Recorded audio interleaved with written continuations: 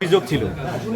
অভিযোগগুলো এক নম্বর ছিল যে হসপিটালে এখানে বেড বাণিজ্য, হসপিটালে রোগীদের হয়রানি করা হয়। তারপরে সিন্ডিকেট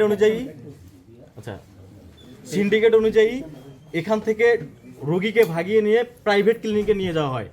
তারপরে এখানে যে টেস্টগুলো দেওয়া হয় অপ্রয়োজনীয় কিছু কিছু টেস্ট, ভাই আমাকে কিছু এখানে অ্যাড করে দিয়েছিল, এই টেস্টগুলো যেন দেখে শুনে যে কিছু যারা ডক্টর এই কাজগুলো করে অপ্রয়োজনীয় টেস্ট এগুলোর দিকে যেন সচেতন থাকে। বাংলাদেশের প্রত্যেকটা মেডিকেল না আমরা প্রত্যেকটা মেডিকেলে যাওয়ার চেষ্টা করব। এখন আমাদের আজকে থেকে বৈষম্যবিধি ছাত্র আন্দোলন আমরা বলবো যে আলোচনা করেন এই যে ইমার্জেন্সিতে যখন একজন রোগী আসে চিকিৎসা নিতে, কিন্তু সে ঠিকভাবে ঠিক সময়ে আসলেও চিকিৎসা তাকে লেট করে দিচ্ছে, এগুলো হসপিটালের কর্তৃপক্ষের দায়। তো সেই জায়গা থেকে আমরা মনে করি যে এই হসপিটালটাতে যে সমস্যাগুলো আমরা এখানে দিছি 10টা বা 11টা আপনাদেরকে দিব, এগুলোর জন্য খুব তাড়াতাড়ি অ্যাজ সুন অ্যাজ যেগুলো সমাধান করা যায়, যেমন আজকেই সমাধান করা যায়। হসপিটালের ভিতরে ঢুকলে একজন রোগী যে ইমার্জেন্সি ভাবে কেউ যাবে কোনো ওয়ে নাই, কারণ হসপিটালের প্রত্যেক গেটের প্রথম থেকে শুরু করে একদম শেষ পর্যন্ত প্রত্যেকটা জায়গায় গাড়ি পার্কিং, তারপরে হচ্ছে যে দোকান। তো এই দোকান গাড়ি পার্কিং সবগুলো যেহেতু এক জায়গায়, এগুলো তো এখনো চাইলে উনি করতে পারে। তো এটা তো কয়েক সেকেন্ডের ব্যাপার, সেটা তো 7 দিনের কোনো ব্যাপার না। তারপরে আমরা বলছিলাম যে প্রত্যন্ত অঞ্চল থেকে রোগীরা আসে, সে একটা অভিযোগ করতে পারবে যে আমি এই সমস্যাগুলো পড়তেছি। তা আমরা যদি অভিযোগ বক্সটা যদি আমি না জানি যে অভিযোগ বক্সটা কই আছে, এই জিনিসটা সচেতন করতে হবে। আর একটা বিষয় আমরা বলছিলাম টিকিটিং সিস্টেম।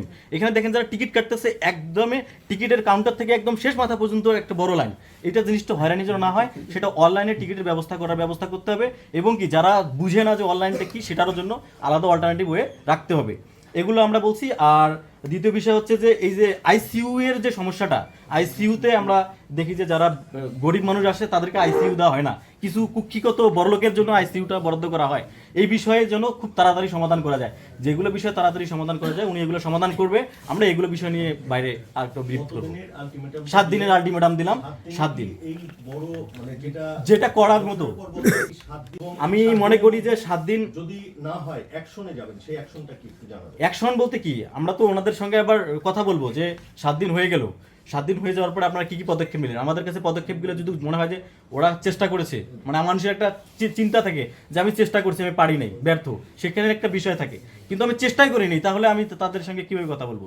তো সেই জায়গা থেকে আমরা দেখবো যে কি কি চেষ্টা করেছি, এটার উপর ডিপেন্ড করে আমরা অ্যাকশনে যাই। কি অ্যাকশনে যাওয়া যায় না যাওয়া যায় আমরা পরবর্তীতে জানাবো। এরপরে আসলে তখন আপনাদের বৈষম্য বিরোধী ছাত্র আন্দোলন ভাই আমাদের একটা বিষয় বুঝাই, বৈষম্যবিধি ছাত্র আন্দোলন, এই বৈষম্যবিধি ছাত্র আন্দোলন আমাদের একার আন্দোলন না, এটা আপাময় জনতার আন্দোলন। বৈষম্যবিধি ছাত্র আন্দোলন কারো বাবা মায়ের সম্পত্তি না, এই সম্পত্তিটা গোটা বাংলাদেশের জনগণের সম্পত্তি। বৈষম্যবিধি আন্দোলন হয়েছে জনগণকে নিয়ে। কেউ যদি মনে করে যে বৈষম্যবিধি ছাত্র আন্দোলন আমার একার বাবার সম্পত্তি, তাহলে সেটা ভুল চিন্তা ভাবনা করে আছে। বৈষম্যবিধি ছাত্র আন্দোলন হয়েছিল কি জন্য? মানুষের সুবিধার জন্য, কিছু বিশেষ সুবিধা পায়নি বলেই বৈষম্যবিধি ছাত্র আন্দোলন হয়েছিল। বৈষম্যবিধি ছাত্র আন্দোলনের সেই সুবিধাটা কি? সেই সুবিধাটা ছিল মানুষের 5টি বিষয় ছিল। একদম হচ্ছে খাদ্য, বস্ত্র, বাসস্থান, স্বাস্থ্য, চিকিৎসা। আমরা দেখেন খাদ্যের নিত্য প্রয়োজনীয় দ্রব্যের দাম ঊর্ধ্বগতি, সরকার কোনো পদক্ষেপ নিচ্ছে না। গ্যাসের দাম 1250 টাকা নির্ধারণ করা আছে, বিক্রি হচ্ছে 2600, সরকার কোনো পদক্ষেপ নিচ্ছে না, শুধু হাঙ্গি পাঙ্গি শুরু করে দিয়েছে। এই সিন্ডিকেট নিয়ে আমরা কাজ করতেছি। তারপর দেখবেন যে চিকিৎসার কথা বললাম, চিকিৎসা তো সব বলেই দিলাম। এখানে সেবা খাতের কথা বলি, সেবা খাতে আসে আমরা শিক্ষাতে যদি আমি কথা বলি, আমরা বৈষম্যবিধি ছাত্র আন্দোলন হয়েছে যে কোটা প্রথা বিলুপ্তের জন্য, কিন্তু কোটা প্রথা কই বিলুপ্ত হয়েছে? কোন কোটা প্রথা বিলুপ্ত হয়েছে? কোটা প্রথা কোনো বিলুপ্তই হয় নাই। দেখেন প্রত্যেকটা পরীক্ষায়, চাকরির পরীক্ষাতে প্রশ্নপত্র ফাঁস হচ্ছে, ডিভাইস পার্টি বের হচ্ছে। এগুলো কি? এগুলো নিয়ে কাজ করতে হবে আমাদেরকে।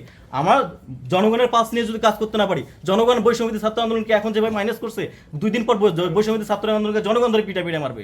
তো আমার কথা হবে বাংলাদেশের প্রত্যেকটা বৈষম্যবিধি ছাত্র আন্দোলন যারা যেখানে আছে, আপনারা যদি কোনো দুর্নীতি করে থাকেন, আপনাদের যে অভিযোগগুলো আসতেছে, আপনারা নিজে স্বচ্ছ হন, আপনারা জনগণের পাস নিয়ে কাজ করেন। আপনারা যদি জনগণের পাস নিয়ে কাজ করতে না পারেন, আপনি একদিন মার খাবেন, আমাদেরকেও মারবেন। তো সেই জায়গা থেকে আমি মনে করি যে বৈষম্যবিধি ছাত্র আন্দোলনের প্রত্যেকটা জেলায়, প্রত্যেকটা প্রত্যন্ত অঞ্চলে যারা কাজ করতেছেন, আপনারা জনগণের পাস নিয়ে কাজ করেন। আমরা চাই না আবার একটা গণঅভ্যুত্থান ঘটুক, জনগণ আবার একটা গণঅভ্যুত্থান ঘটাক। আমরা চাই শান্তি। সেই শান্তির জন্য আমাদের সবাই একত্রিত হয়ে কাজ করতে হবে। আমরা এখানে আসছি, আমরা আপনাদের সঙ্গে ঝগড়া করতে আসি নাই, আমরা চাই যে চিকিৎসার জন্য ঠিকভাবে হয়। ওকে,